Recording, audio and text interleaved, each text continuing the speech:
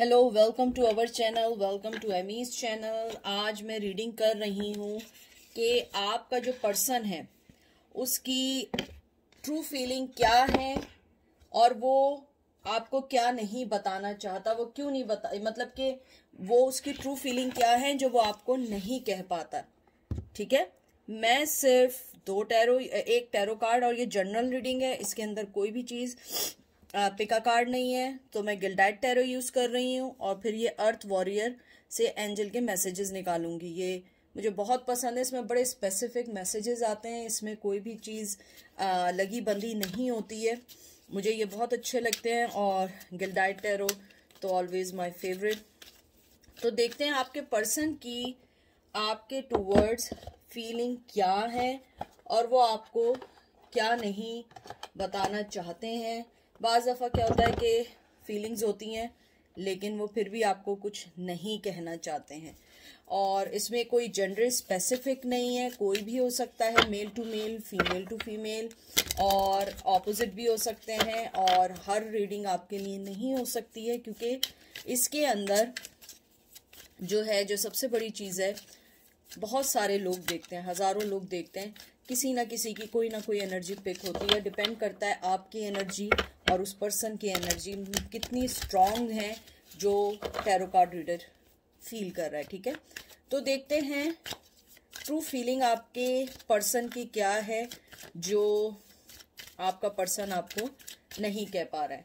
पहला आपका कार्ड आया है queen of pentacle, Taurus, Virgo, Capricorn. फिर एम्परर आया है, एरीज। फिर आया 3 of pentacle, Taurus, Virgo, Capricorn. 3 of wands, 3 बहुत है, एरीज, लियो, सैज।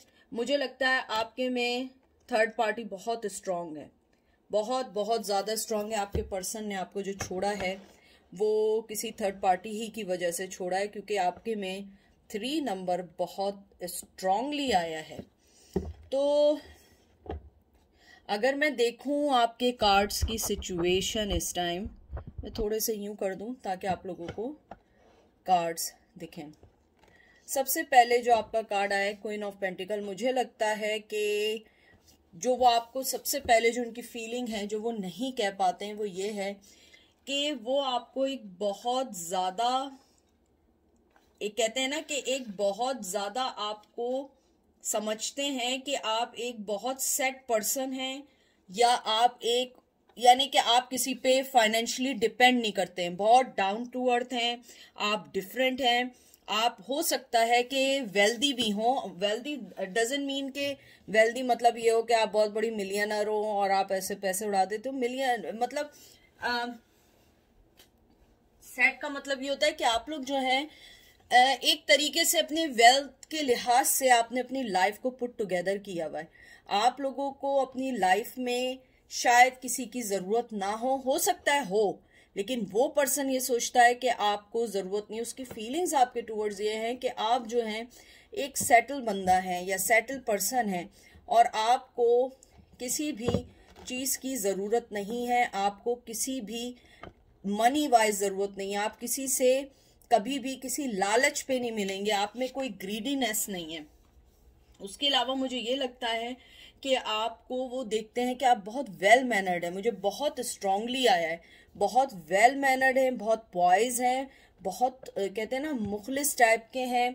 और मुझे ये भी लगता है कि आपका पर्सन ये सोचता है कि आप बिल्कुल एक अलग पर्सनैलिटी हैं जिससे उन्होंने अपना, यानी कि प्यार या जो भी था आप दोनों के दरमियान, उसको शेयर किया। क्योंकि मुझे लगता है आपका पर्सन आपको बहुत ज़्यादा समझता है कि आप बहुत ज़्यादा पॉइस टाइप की, बहुत वेल मैनर्ड, चाहे मेल हो या फीमेल हो, आप बहुत वेल मैनर्ड पर्सन हैं। आप जो हैं बहुत प्रैक्टिकली हैं, आप कभी भी अपने आप को किसी ऐसी सिचुएशन में नहीं डालते कि जो चीज़ आपको किसी के सामने लेट डाउन करे। मुझे लगता है आपने हमेशा फाइट की है अच्छी चीज़ों के लिए, आपने हमेशा अपने आप को बहुत स्ट्रांग बताया है। उसके अलावा आपका पर्सन ये सोचता है कि जैसे ये जो होता है ना एम्परर, बड़ा स्टेबल एम्बिशियस अथॉरिटेटिव पर्सन होता है। मुझे लगता है कि आपकी सबसे अच्छी चीज़ जो वो फीलिंग्स आपको नहीं बता पाते हैं, वो ये सोचते हैं कि आपके अंदर एक बहुत स्टेबिलिटी है, बहुत ग्राउंडेड पर्सन है, बहुत अपने आप को, यानी कि जो पहला भी आया था वो ये था, बहुत ग्राउंडेड हैं, बहुत आप अपने आप को बेस को मजबूत लेके चलते हैं, आप हमेशा अपनी चीजों को बड़े वेल प्लान लेके चलते हैं। शायद आपका पर्सन ऐसा ना हो, क्योंकि मुझे लगता है, हालांकि यहाँ पे कार्ड नहीं आया है, लेकिन मुझे ऐसा लगता है आपका जो पर्सन है वो थोड़ा सा बचकाना उसका जहन है, चाइल्डिश है, या जो भी आप समझें।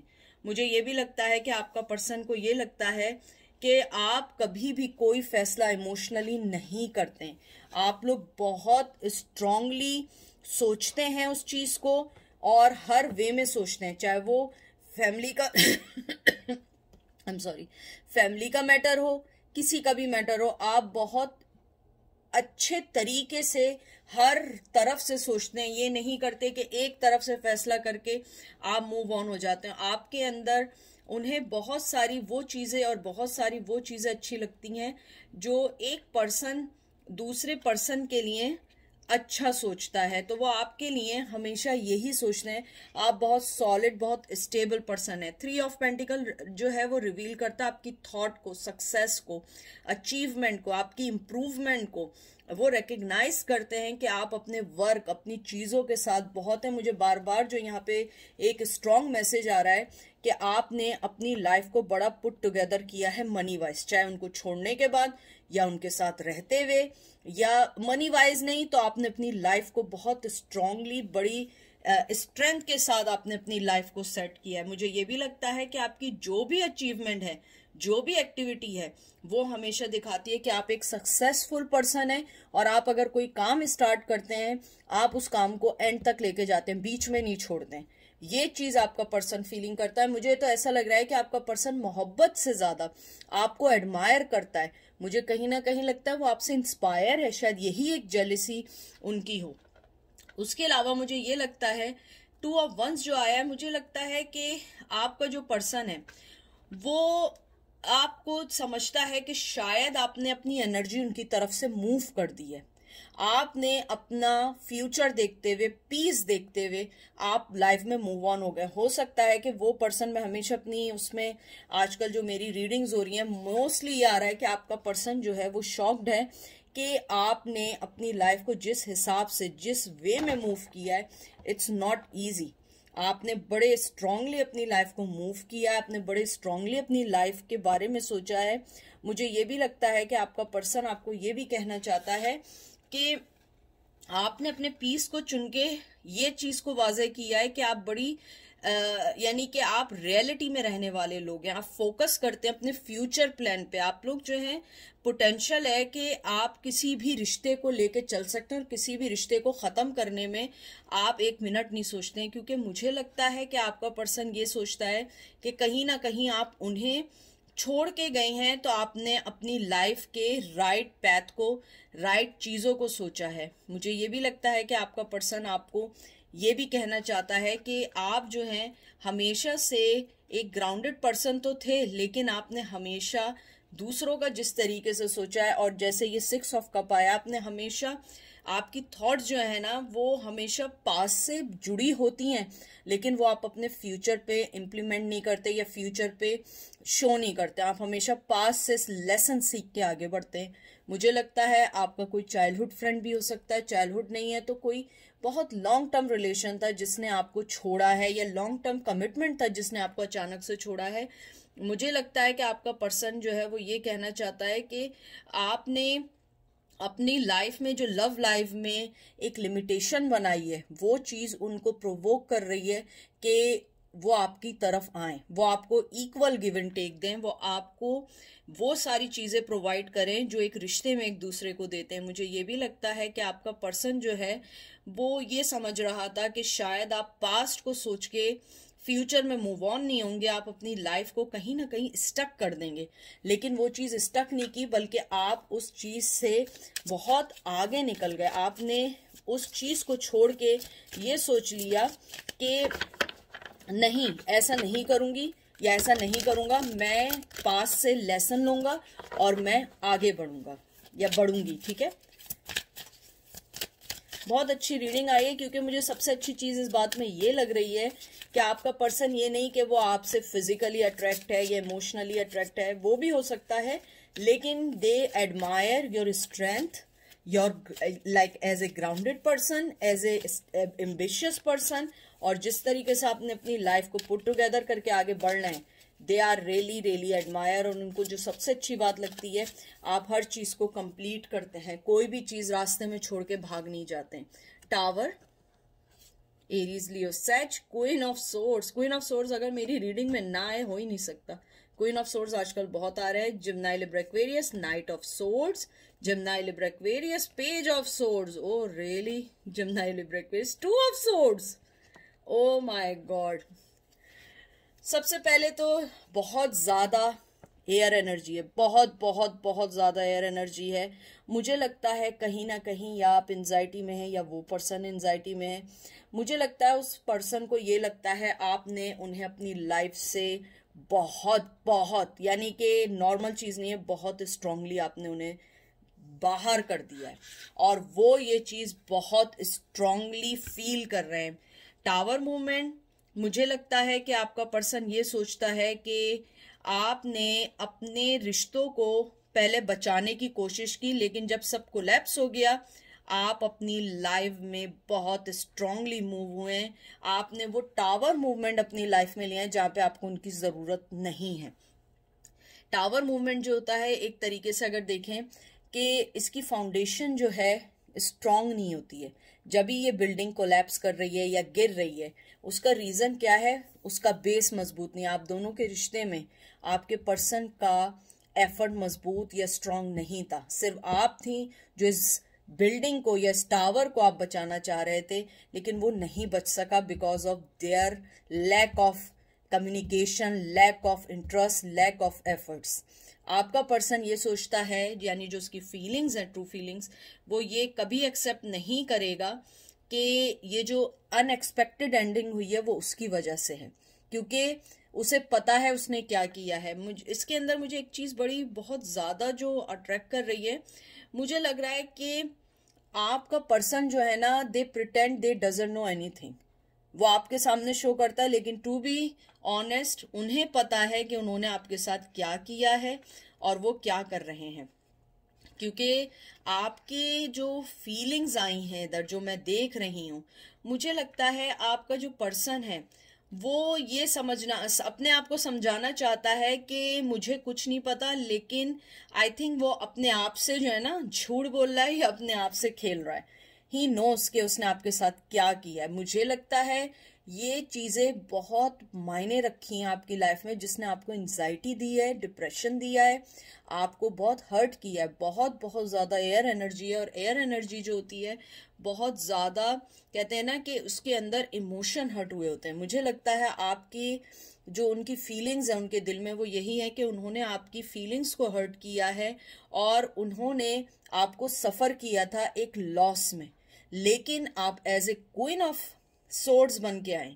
आपने कहा मैं इस लॉस को ऐसे नहीं, चाहे मेल क्यों ना हो, आपने उस रिश्ते को ये सोच के किया कि नहीं, मैं चाहे सिंगल रहूं, डिवोर्स रहूं या मैं जो भी रहूं, लेकिन मैं अपने आप को विक्टिम नहीं बनाऊंगी या बनाऊंगा, मैं एक स्ट्रॉन्ग पर्सन बन के आऊंगा।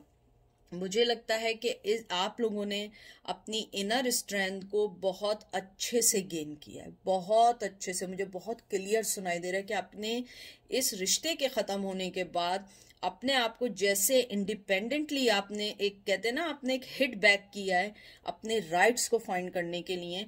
वो पर्सन अमेज्ड है कि आपने इस तरीके से कैसे कर लिया, क्योंकि वो आपको इतना स्ट्रॉन्ग पर्सन नहीं समझते थे।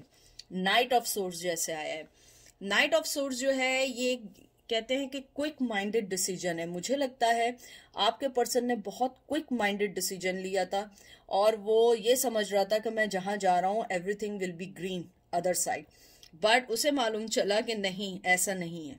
वो जिस तरफ मैग्नेटिकली अट्रैक्ट हो रहा था, जिस तरीके से यानी कि स्ट्रांगली अट्रैक्ट हो रहा था जिस भी तरफ, चाहे वो थर्ड पर्सन हो या कोई सिचुएशन हो, उस चीज ने उसको ग्राउंडेड कर दिया, क्योंकि वो ये समझ रहा था वो आपको छोड़ के बहुत कामयाब है।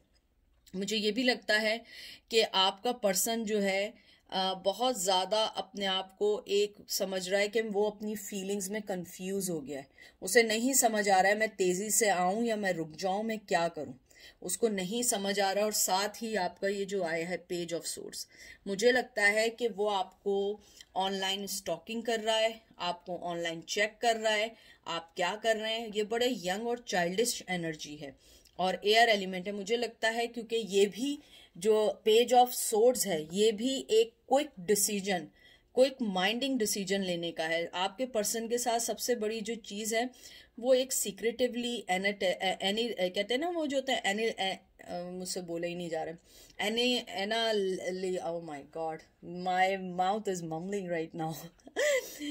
आपको वो एनालाइज कर रहा है, आपको चेक कर रहा था कि आपके बगैर वो खुश रह सकते हैं, नहीं रह सकते हैं। अपनी फीलिंग को बड़ा उसने डिप्रेस किया, बड़ा इनजस्टिस किया, उसको सोचा नहीं, और एंड में उन्हें फाइंड आउट हुआ कि उन्होंने आपको नहीं अपने आप को धोखा दिया, अपनी लाइफ के इम्पोर्टेंट हिस्से को धोखा दिया।